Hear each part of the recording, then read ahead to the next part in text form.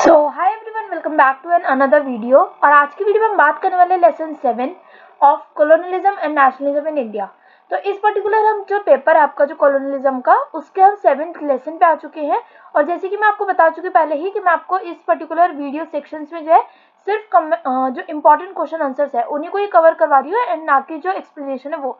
तो चलिए करते हैं आज की वीडियो शुरू। लेसन 7 आपका नाम है major social and religious movement.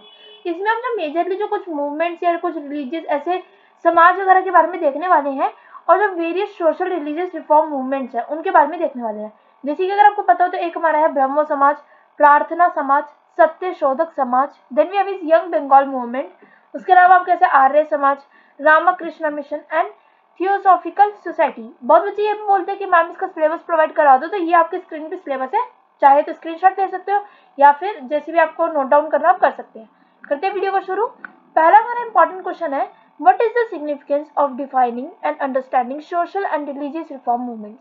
मतलब कि एक इंपॉर्टेंस क्या है, एक सिग्निफिकेंस क्या है कि हमारे को जो डिफाइन करते हैं और अंडरस्टैंड करते हैं सोशल और रिलीजियस रिफॉर्म मूवमेंट्स को, and how do they represent variations of social movements. तो सबसे पहले हमारा इंट्रोडक्शन, जो हमारा जो एक ये नॉनसेंस एक्सप्लोरेशन है of social and religious reform movements, ये होल्ड करता है एक profound significance as it unveils the intricate tapestry of societal evolution during the 18th and 19th century in India। उसके अलावा अगर हम बात करें इसके एक एक्सप्लेनेशन के बारे में, डेट इज के जो सोशल और रिलीजियस रिफॉर्म मूवमेंट्स है इंट्रिकेट इन देयर नेचर, ये एपिटोमाइज वेरिएंट्स ऑफ सोशल मूवमेंट्स। सो ये जो मूवमेंट्स है वो एक ऐसा नहीं होती है कि एक रिएक्शन है टू प्रिवेंट नॉर्म्स, बट ये डेलिब्रेट एंडेवर्स है ताकि ट्रांसफॉर्म कर सके सोसाइटल स्ट्रक्चर्स को। सोशल रिफॉर्म मूवमेंट्स जो है उनका एक मेजर काम क्या होता है, that is the rectification of injustices and empowerment of marginalised section. While जो रिलीजियस रिफॉर्म मूवमेंट्स होते हैं वो चैलेंज करते हैं हमारे ऑर्थोडॉक्स बिलीफ्स को, एडवोकेट करते हैं एक more inclusive rational spiritual approach को।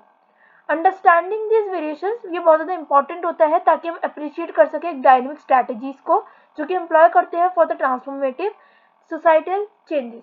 ये अलाउ करते हैं एक कॉम्प्रिहेंसिव एनालिसिस को of a dual nature of these movements और challenging social injustices while concurrently reforming religious practices. उसी के बाद हमारा आ जाता है यहाँ पे कंक्लूजन, दैट इज कुछ एक मेटिकुलस डेफिनेशन है और अंडरस्टैंड करना social and religious reform movements को। ये अनलॉक करता है एक deeper comprehension of the diverse strategies employed for societal transformation, highlighting the multifaceted nature of these movements in shaping India's socio-cultural landscape. Next we have is the next important question, that is question number 2. What were the conditions? What were the conditions in the 18th and 19th century that set the stage for the emergence of social and religious reform movements in India? तो introduction इसमें आ जाएगा कि जो genesis है social और religious reform movements की, जो कि 18th और 19th सेंचुरी की जो है मिली, is intricately linked to the socio-political milieu that prevailed during this epoch in Indian history। उसके अलावा हम देख लेते हैं एक्सप्लेनेशन, दैट इज के जो कॉन्फ्लुएंस है वेरियस फैक्टर्स का set the stage of these transformative movements. India जो है वो ग्रैपल्ड है with entrenched social hierarchies, rigid caste division and discriminatory practices से। उसी के अलावा बताया गया है कि जो एडवेंट है ऑफ ब्रिटिश कॉलोनियल रूल, ये इंट्रोड्यूस करता है western education and ideas, foster करता है एक इंटेलेक्चुअल क्लाइमेट जो कि क्वेश्चन है ट्रेडिशनल, मतलब that question the traditional norms. वही हमारे को बताया गया इकोनॉमिक ट्रांसफॉर्मेशन के बारे में जो कि इंक्लूड करते हैं by the British industrialization compounded with exposure to global socio political changes, created an environment ripe for questioning established norms. Then we have is conclusion में अगर हम देखें तो जो सोशल पॉलिटिकल कंडीशंस है 18th एंड 19th सेंचुरी की, जो कि कैरेक्टराइज्ड है by the social inequalities, exposure to western ideas, economic transformations and global intellectual currents, collectively ये फॉर्म्ड है the crucible for the emergence of India's transformative social and religious reform movements. Then we have is important question 3, that is कि कौन कौन से की principles है और objectives है ब्रह्मो समाज के। ये एक थोड़ा सा ऐसा क्वेश्चन है जो पेपर में कम से कम ही पूछा जाता है और ये कैसे कंट्रीब्यूट करता है social and religious reform in India में। तो जो ब्रह्मो समाज है एक ये कॉर्नर स्टोन है of social and religious reform movements में, ये आर्टिकुलेटेड है अ विजन जो कि लेफ्ट है an indelible mark on the canvas of 19th century India. इसके एक्सप्लेनेशन आप देख सकते हैं कि जो ये पर्टिकुलर है ब्रह्मो समाज, ये फाउंडेड है बाय द राजा राम मोहन रॉय। जो ब्रह्मो समाज है वो गाइडेड है by principles advocating monotheism, rationality and the rejection of idol worship.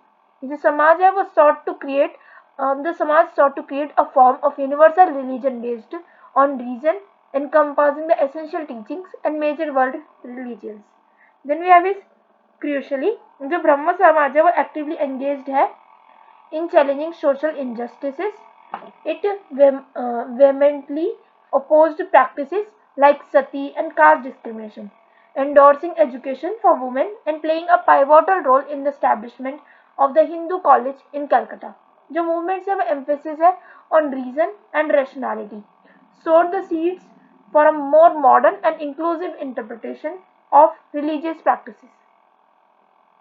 Then we have is the conclusion कि जो ब्रह्म समाज का जो प्रिंसिपल्स है सेंटर्ड है around monotheism, reason and social reform, significantly contribute करते हैं एक broader social and religious reform movement पे, जो कि सर्व करते हैं as a catalyst for challenging orthodox practices and fostering a spirit of rational inquiry. Next here is the question number 4, that is explore the objectives and impact of प्रार्थना समाज as a social and religious reform movement. And इसका आप खुद ही मतलब पढ़ सकते हैं क्योंकि मैंने आपको जैसे बता रखा है कि 3 क्वेश्चन जो मैं आपको समझाती हूँ और 2 क्वेश्चन जो है as a bonus question provide करती हूँ।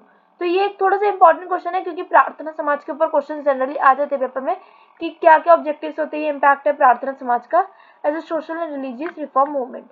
और जो 5th इंपॉर्टेंट क्वेश्चन है जो कि बहुत इंपॉर्टेंट आपके लिए, दैट इज कि इन्वेस्टिगेट करना principles and objectives of Satya Shodhak Samaj और उसका impact on social reform in 19th century India. So ये 2 बहुत इंपॉर्टेंट क्वेश्चन है जो कि आप चाहे तो वीडियो को पॉज करके देख सकते हैं या फिर जैसे भी आप चाहे तो रीड जरूर कर सकते हैं। और जैसे कि मैंने हमेशा से आपको बताया है कि अगर आप मेरी वीडियोस को 2 बार देख लेते हैं और अच्छे से याद कर लेते हैं, थोड़ा सा समझ भी लेते हैं, तो भी आप इजीली पास हो जाएंगे और अच्छे नंबर से भी पास हो सकते हैं, मतलब अच्छे नंबर भी ला पाएंगे। तो करते हैं वीडियो को एंड, मिलते हैं अगली वीडियो में, तब तक के लिए stay safe and thanks for watching, bye bye.